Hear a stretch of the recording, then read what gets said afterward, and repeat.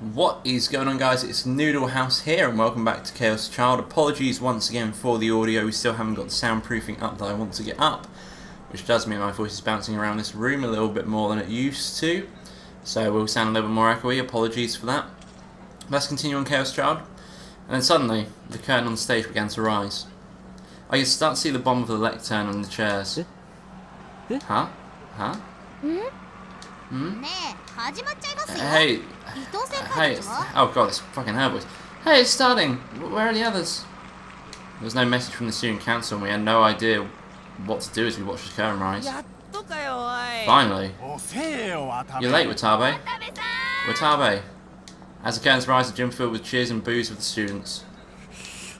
Ito, Inoue, what are you doing? Get back here. Huh? Suddenly Aramura spoke. Huh? What's wrong? Look, something's wrong. She points to the stage. I looked up towards it. Huh? What the fuck? Watabe came to the stairs and was walking towards the podium. He was staggering and struggling to stay up as he looked like he was in pain. There was a thick sweat on his forehead and something that looked like drool was dripping down from his lips. But what was stranger was his stomach. How to describe it? The spot between his ribs and his hips, right where his stomach and intestines would be, was all swollen up. You heard the word bilbelly a lot, but it was a lot worse than that. It was as if someone stuck a giant rubber ball under his shirt. The students saw this and started to whisper. Their voice grew louder and louder. His moans grew louder as he reached the centre of the stage. Just listening to them was enough to make you go crazy. Well, what is that? What the heck is that? I don't know. Huh? The whole gym, including the three of us, started to get louder.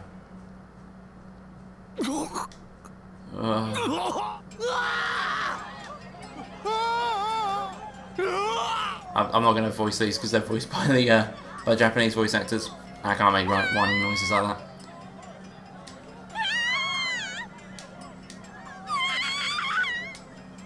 The students' screams echoed in my ears. Some people were trampled in the mad dash for the exits. But as everyone else was panicking, Aramura and I stood there in silent shock. That's... No. Something was pouring out Watabe's mouth mixed with his blood and stomach fluids. He had a face. What? Of course, it wasn't Watabe's face. It was something we'd seen many times before. Wait, out of his mouth? What was it? I knew it well, but it took me a few seconds to understand. And then... What the... Sumo stickers? Aramura began to scream, her voice joined the cacophony created by the other screaming students. What the fuck?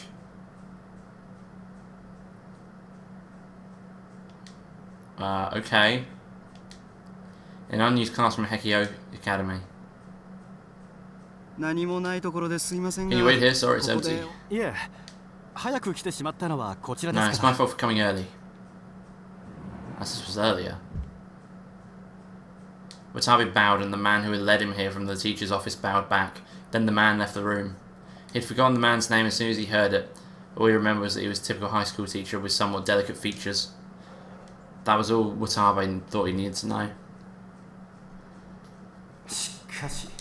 Still, this place is really empty. He'd heard the Hekiho was famous, but once he'd gone inside, he'd found it was just a normal high school, maybe a cleaner than most. He'd seen the TV crews from some TV station interviewing a student on his way here, but he couldn't imagine there was anything worth asking one. Well, I guess there are some people here who are worth something. Since his ostensible reason for being here was to do an article on the culture festival, he had to take a few pictures. Since it didn't matter what pictures he took, he decided to just walk through the school. As he went by a class that was doing some kind of Gero Froggy cafe, there was a bit of a fuss. Soon after student had asked him for handshakes and autographs, almost the entire class had known his name. He'd even taken a selfie with a girl who said she was a huge fan of his. When he told her to keep it a secret, she'd given him an innocent smile. That was the way it should be. That was the way normal people were supposed to act. I'm going to get even bigger. It was only a short while ago that an online friend of his suggested to come here. When he'd been put together what he found about the sumo stickers, those fucking brats at the newspaper club here had published it just before he did. He'd given up on publishing his own article, but at least decided to show it to someone. When he'd let his friends see it, they'd suggest he publish it anyway. True, he was confident in the article itself. He'd got a very good picture of the sumo sticker at the Love Hotel, which the newspaper club had only been able to get from a distance. There was a chance he'd be called out for plagiarism, but then his friend had continued. You're capable of turning that to your advantage, right? His friend knew him well. At the end of the day, they're just a high school club. Everything would depend on how he had handled the interview, but Watabe was confident he could use it to bolster his fame. The ideal result would be to show the newspaper club are the ones who had copied him. They uploaded their newspaper to Nick and Nia all the time, so they were sure to know who he was. If he offered them a chance to help with his articles, they'd jump on it no matter what demands he made. He started off at the very bottom and he worked his way up this far. He was capable of getting any scoop he wanted. His power was a blessing from heaven and a man who wanted to be a first-rate journalist. In the whole history of journalism, there had never been a case of a net reporter had identified a suspect ahead of the cops, the news, or the magazines. When a writer at the weekly magazine had found a suspect before the police, the whole of Japan went into an uproar. Watabe wanted to surpass that. The only other thing I needed would be perfect connection with the police. His only worry was the Love Hotel incident. When he charged into the crime scene, he'd gone into a fight with the cops there. His camera had gone out of focus and he'd failed to get part of the sumo sticker.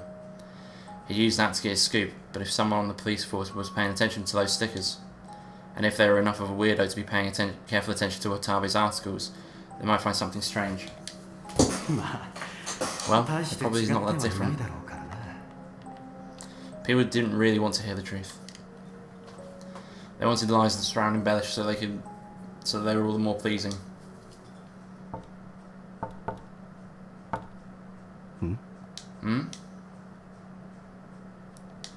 When he'd heard the sound, he quickly flipped himself back into hard-working, good-natured reporter mode. Yes, come in. Come in. They didn't open the door, nor did they say anything. Watabe grunted, soft enough they couldn't hear, and then put a smile as he went to answer the door.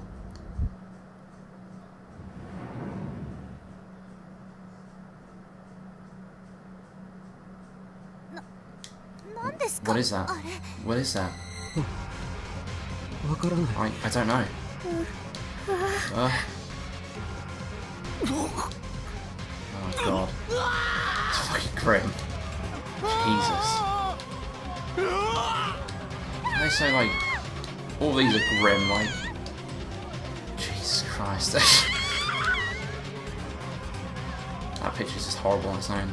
The students all started to panic at once, and the gym was filled with screams. Then Watabe's body fell to the floor as if in slow motion. His legs were splayed. His eyes were open wide, still full of terror of his death. He was weeping tears of blood. And... that's... no way. Sumo stickers? Yes, it was a huge pile of sumo stickers. Watabe was probably already dead, but there were still crumpled sumo stickers pouring out of his mouth.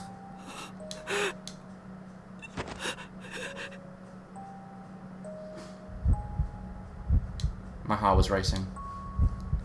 Beads of cold sweat formed on my back. I felt a scream welling up in my throat, but something held it back. The police, my phone! Watabe's eyes were motionless, pointing toward nothing in particular. I wanted to look away from this madness, but I couldn't. What's the number for the police? That's right, 117. No, wait, the police were... Wait, what was it? Maybe it's 119? Hey. Huh? When we heard the voice, we were finally able to tear our eyes away from Watabe's body. There was a female student making her way toward us, past the crowds fleeing towards the exit. Female student? No, she felt too much grown up for that. She was wearing a white lab coat. Between that and the sharp look in her eyes, part of me thought that she might be a coroner. Oh fuck, what voice did they give her? I can't remember the voice they gave her now. What happened here?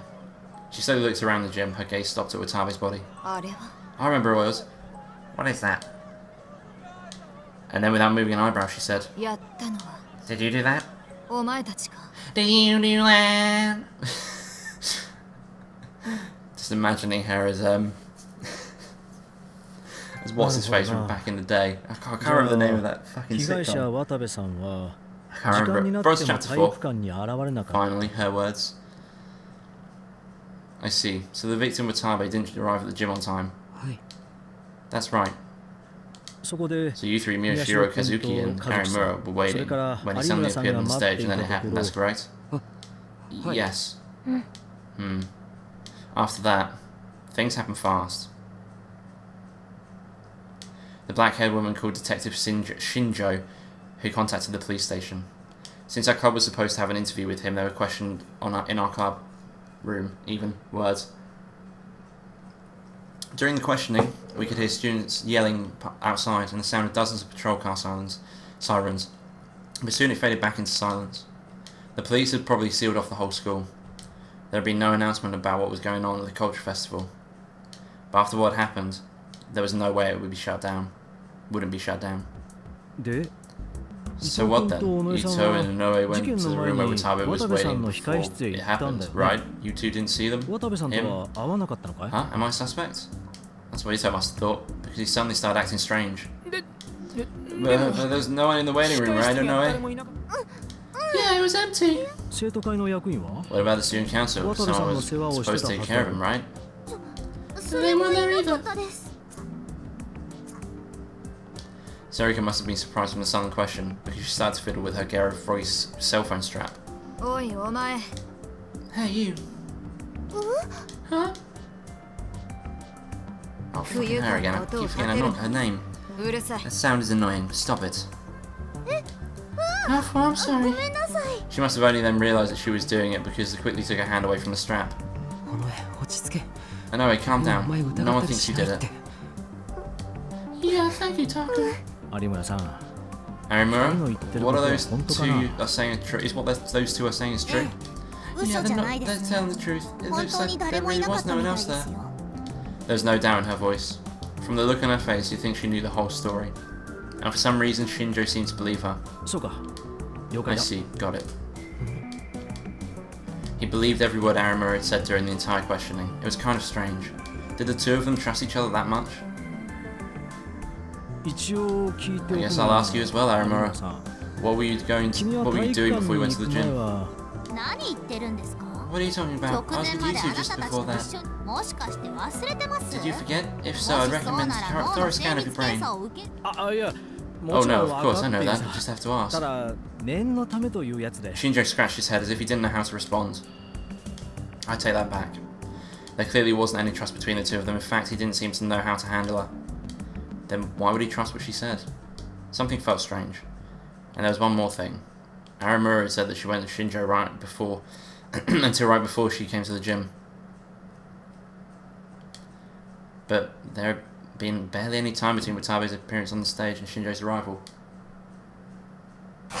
So what has Shinjo been doing at the culture festival? Did he know something was going to happen? And then he'd gone in touch with Harimura ahead of time. From what I'm seeing, the odds of you people being involved in his death are low, but then who killed Watabe and how? Did you see anyone suspicious when he was going up on stage? No, no one. What about you? The black-haired girl had been leaning against the wall with her arms crossed. She looked up. Unfortunately, no. By the time I just remember the voice, haven't I? By the time I got there, the place was already in a panic. Her voice was as mature and calm as her appearance. She was probably a third-year student, but I'd never seen her around the school before. Maybe the white lab coat was because she was part of the biology club or the science club. But what would a student be here with? But what would a student be doing here with a detective? I can't talk. I don't know why I can't talk. What a nuisance. If you people had been the killers, this would have been nice and easy. What does that mean? It means what I said. From where I said, you look a lot more suspicious than me. I'm not the killer. Well, you should know better than anyone if I'm lying. Aramura was clearly annoyed, but the black-haired girl didn't seem to care in the slightest. No, Kunosato, that's enough. Her name is Kunosato then. Evidently she knew Aramura, but it was clear from their conversation that the two of them didn't get along. And for some reason... Hey, you. Huh? Me, yes? Who else is there? Well, what have you been staring at? Nothing. Then look down or something. You're bothering me. Oh, okay. I didn't know why, but Kunosato seemed to have it out for me too, not just Aramura. What's going on here? What did I do? I've never even met this girl before, why would she act like this? No, wait a minute. Or was I wrong, we'd actually met somewhere before? Did I do something to tick her off then? It was no good. I tried to remember and couldn't. But strangely, her voice. It felt like I'd heard that voice somewhere before. And I think we'll end the episode here. If you like this video, don't forget to leave a like in the section below. And if you want to see more like this, and do subscribe to the channel, as I upload every day. Thank you for watching, I'll see you next time. Bye bye.